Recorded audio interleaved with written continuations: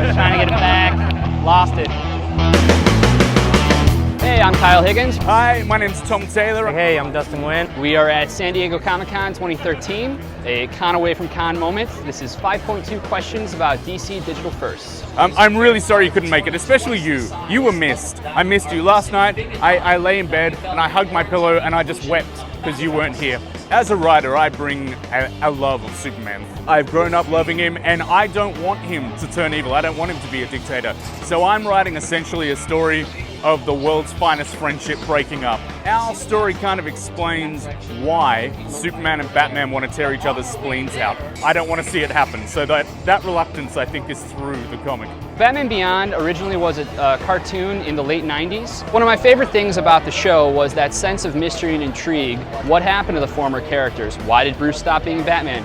Even down to the point of why is he walking with a cane? Essentially, the Beyond universe picks up some 50 years after the original animated series, or maybe it's 30 years. I always get the timeline a little mixed up.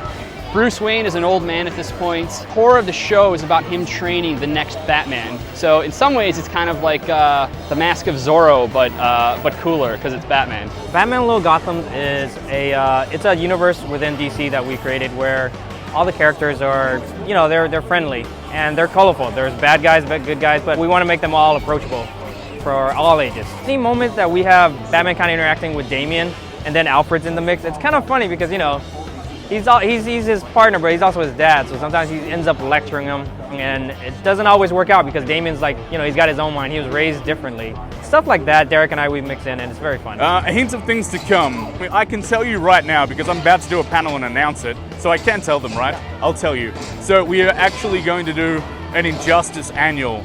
It's 38 pages and it's a Lobo and Harley Quinn annual. So picture that all you want.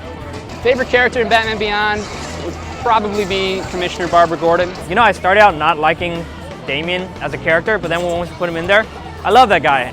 My favorite character in Injustice, probably a mix between Green Arrow, Harley Quinn, and Flash. We have some questions from fans from the Twitters.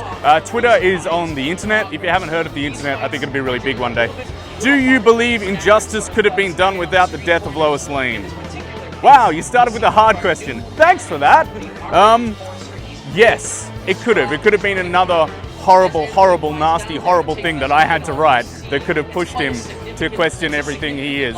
But he did need that push. He needed something to change his mindset and change the way he views the world, and I think that did it, even though I hated writing it. Will there be a Beyond version of Dick Grayson? I mean, I'm the writer of Nightwing. I have to touch on Dick Grayson in the Beyond universe. Thanks for joining us for this Con Away from Con moments. Keep checking DCComics.com for more Con Away from Con coverage.